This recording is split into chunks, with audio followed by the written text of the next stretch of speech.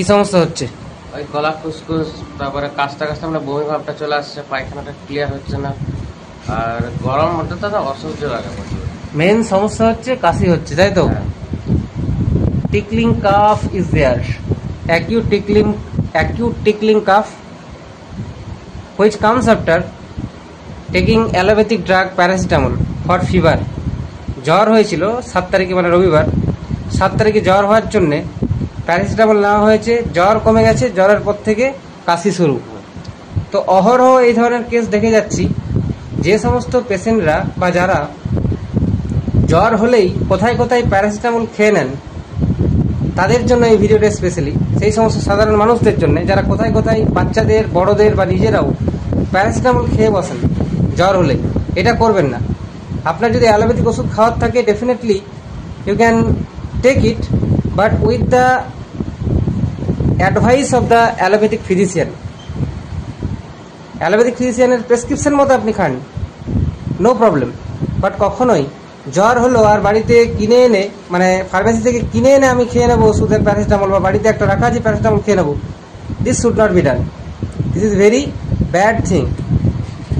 এটা করতে গিয়ে আপনি দেখবেন আপনার জ্বরটা তো কমে যাচ্ছে সাময়িক, তারপরে কিন্তু বিভিন্ন ধরনের কমপ্লেন চলে আসতে পারে।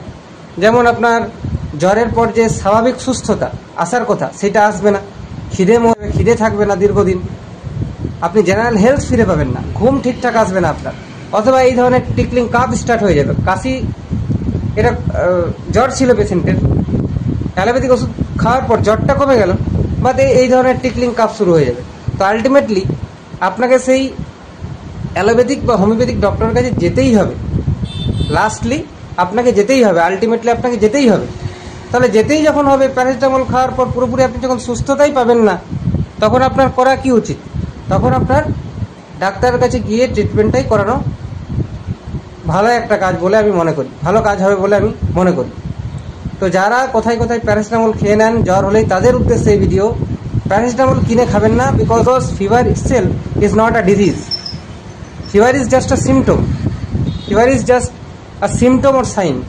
এই যে গা গরম হচ্ছে, জ্বরের যে লক্ষণগুলো, গা হাত পা ব্যথা, শুয়ে থাকতে ইচ্ছা করছে, প্রচুর বডি হিট হয়ে যাচ্ছে, this all are the symptoms of fever. এই ফিভারটা অন্য কোনো রোগের প্রকাশ মাত্র।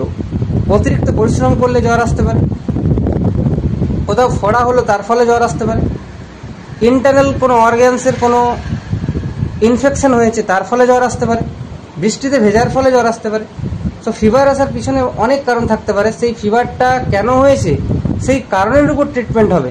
শুধু ফিভার দেখে প্যারাসিটামল খেয়ে নেবো কিনে, এটা কিন্তু হওয়া উচিত নয়। ফিভার আসার পিছনে কারণটা কি সেটা জেনে তবে আমাদেরকে ওষুধ খেতে হবে, এটাই হওয়া উচিত।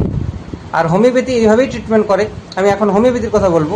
Homeopathy treats the patient not the disease, যে বলা হয় হোমিওপ্যাথি রোগীর চিকিৎসা করে, রোগের নয়। তো আমরা এই পেশেন্টটার ট্রিটমেন্ট করব, শুধু জ্বর দেখে ট্রিটমেন্ট করব না। তো যাই হোক, এখন পেশেন্টের জ্বর নেই, জ্বরে প্যারাসিটামল খাওয়ার পর টিকলিং কাফ শুরু হয়েছে, এবং সাথে আমি প্রেশারটা, পেশেন্ট বলছে আমার ঘাম হচ্ছে কয়েকদিন ধরে খুব বেশি। তো প্রেশারটা, ব্লাড প্রেশারটা চেক করে দেখলাম পেশেন্টের বয়স কত, এখন বয়স হলো 21 প্লাস বয়স পেশেন্টের, 21 ইয়ার্স। কিন্তু ব্লাড প্রেশার এই বয়সে এত হওয়া উচিত নয়, 140/105 প্রেশার, ব্লাড প্রেশার। যদিও এই পেশেন্টের আমি আগেও একবার দেখেছিলাম ব্লাড প্রেশার বেড়েছিল। এই ব্লাড প্রেশার বাড়াটা কিন্তু হতে পারে প্যারাসিটামল খাওয়ার পর আরও বেশি বেড়ে গেছে। তো এই ধরনের সমস্যাগুলো আমরা দেখি অ্যালোপ্যাথিক ওষুধ কিনে খাওয়ার ফলে হতে পারে। ওই জন্য সবাইকে আমি, সাধারণ মানুষকে অ্যাডভাইস করব যে যারা কিনে ওষুধ খান, সেটা প্যারাসিটামল হোক বা কোনো অ্যান্টাসিড হোক বা কোনো পেন রিলিভার কোনো ওষুধ হোক, যাই হোক না কেন, কিনে ওষুধ খাবেন না। চেষ্টা করবেন ওষুধটা ডাক্তারের পরামর্শ অনুযায়ী খাওয়ার। It may be allopathic medicine or it may be homeopathic medicine, whatever. তো এই ক্ষেত্রে আমি এই যে টিকলিং কাফ, এই পেশেন্টটাকে টিকলিং কাফ অর্থাৎ খুসখুসে কাশিতে কি ওষুধ দেবো? রিউমেক্সের আমরা লক্ষণ কি জেনেছি, যে কাশি, গলা খুসখুস করে কাশি হবে, আলজিওহাটা বেড়ে যাওয়ার জন্য, ইভুলাটা বেড়ে যাওয়ার জন্য কাশি হবে, এবং রাত্রেবেলায় শুয়ে থাকলে কাশি বৃদ্ধি হবে। এই সিমটমসগুলো রিউমেক্সের মধ্যে দেখেছি, এই পেশেন্টের মধ্যে এই লক্ষণই পাচ্ছি। রিউমেক্স 200 দেবো, কিন্তু তার আগে একটা ডোজ পয়জন নাট 200 দিতে চাই আমি। পয়জন নাট 200 পোটেন্সিতে সিঙ্গেল ডোজ পেশেন্টকে দিতে চাই, কারণ অ্যালোপ্যাথিক ওষুধ খাওয়া হয়েছে, তার সাইড ইফেক্ট একটা রয়েছে। সেই সূত্রে আমি একটা ডোজ জাস্ট দিতে চাই, তার 1-2 ঘন্টা পর থেকে আমি টিকলিং কাফের জন্য এই যে রিউম্যাক্স সেটা দিতে চাই। দেখেনি পেশেন্টের কি সিমটম আছে। এই কাশিটা কখন বাড়ছে? রাত্রে শোয়ার পর মানে শুলেই পরে প্রচন্ড কাশি শুরু হয় রাত্রে। শুলে পরেই কাশি প্রচন্ড শুরু হয়ে যাচ্ছে। ঘুম আর হতে চায় না। জিভটা দেখাও।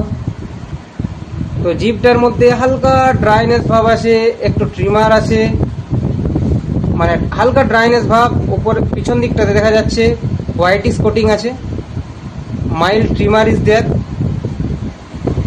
হালকা ড্রাইনেস পিছন দিকটা আছে, সামনের দিকটা ভেজা ভেজা আছে, এবং imprinted teeth or indented teeth all around the tongue. এগুলো দেখতে পেলাম জিভে, তার মানে বিশাল কিছু লক্ষণ পেলাম না। জল তেষ্টা কেমন? জল চেষ্টা স্বাভাবিক জল তেষ্টা না বেশি? জল তেষ্টা স্বাভাবিক। আচ্ছা, আর অন্য কোনো সমস্যা? মানে ওই কাশির সমস্যা আর ওই পায়খানাটা ক্লিয়ার হয় না, মানে পায়খানাটা ক্লিয়ার হচ্ছে না, ঠিক আছে। ওই অ্যালোপ্যাথিক ওষুধ খাওয়া হয়েছে, পায়খানা ক্লিয়ার হবে না, স্বাভাবিক। এটাও একটা অ্যালোপ্যাথিক ওষুধের ব্যাড সাইডস, যে অ্যালোপ্যাথিক ওষুধ খেলেই আমাদের পায়খানার সমস্যা হয়ে যায়, এটা জেনারেলি দেখা যায়। আচ্ছা, এই যে কাশিটা হচ্ছে, কাশিটা খুসখুস করে হচ্ছে, তো গলাটা খুসখুস করেই কাশিটা হচ্ছে, রাত্রেবেলায় শুলে বৃদ্ধি হচ্ছে, এই হচ্ছে সিমটম। কাশতে কাশতে প্রস্রাব 2-1 ফোঁটা হয়ে যাচ্ছে নাকি? এরকম কিছু হয়নি। এটাও আমরা জানি রিউম্যাক্সের লক্ষণ, কাশতে কাশতে প্রস্রাব হয়ে যায়। রিউম্যাক্স, পালস্টিলাইস, কুইলা, কস্টিকাম, এই ধরনের কিছু ওষুধ আছে। তো যাই হোক, এই ক্ষেত্রে আমি রিউম্যাক্স 200 দিলাম, আশা করি এটাতে রিকভার হয়ে যাবে পেশেন্ট।